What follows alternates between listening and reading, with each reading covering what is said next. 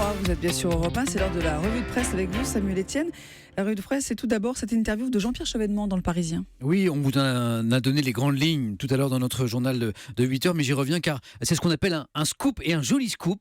En effet, depuis que le président Hollande avait évoqué son nom pour prendre la tête de la Fondation de France, c'est la première fois que l'ancien ministre confirme très clairement qu'il dira oui à cette proposition. Car il y a bien eu proposition. Jean-Pierre Chevènement parle d'un courrier qu'il a reçu le 26 avril. On voit donc que la réflexion autour de cette fondation pour l'islam a débuté bien avant les derniers attentats.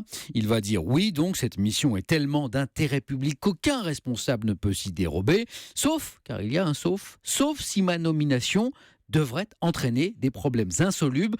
Jean-Pierre Chevènement n'est pas sans savoir qu'il ne fait pas l'unanimité, notamment auprès de ceux qui appellent de leur vœu, sinon un musulman, à tout le moins un grand connaisseur de l'islam. Et à propos d'unanimité, il est intéressant de voir Jean-Pierre Chevènement citer Omar Sy, désormais la personnalité préférée des Français dans le classement du JDD. Nous portons tous le maillot bleu de l'équipe de France. Une équipe de France qui met en joie l'équipe.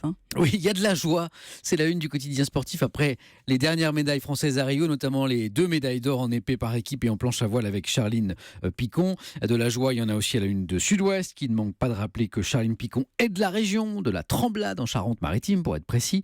La Vallée-Planchis qui a également les honneurs du Midi Libre et de Vaucluse Matin. Alors, en revanche, beaucoup moins d'enthousiasme autour de la natation française. Oui, après le bilan décevant des nageurs français, mais aussi et peut-être surtout parce que nageurs et encadrement lavent leur linge sale en famille à coups de communiqués et de conférences de presse. La Provence juge sévère que nous assistons là au NAISNA de la natation française. Vous savez, la grève de joueurs de l'équipe de France de foot au Mondial de 2010. Joli titre de Libération ce matin. C'est la fin des rois nages.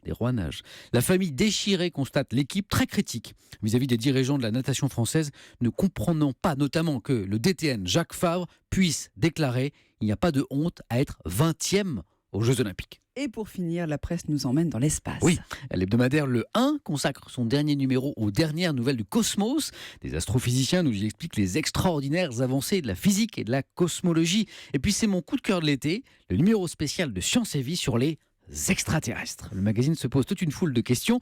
À quoi pourrait ressembler la vie extraterrestre? Comment communiquer avec E.T.? Autre question, et si les contacter était une très mauvaise idée? En effet, de nombreux scientifiques, Sophie, plaident pour la prudence. Comment savoir ce que les extraterrestres feraient de nous si leur civilisation était beaucoup plus avancée que la nôtre et si leurs intentions étaient belliqueuses? Vous imaginez, Sophie, peut-être qu'un jour, dans ce studio d'Europe 1, on parlera de notre première rencontre avec les extraterrestres. Comme le disent tous les matins les frères Bogdanov sur notre antenne, ce jour-là, plus rien ne sera impossible. Les aliens ne sont donc pas nos alliés. Merci beaucoup, c'était la revue de presse de Samuel Etienne.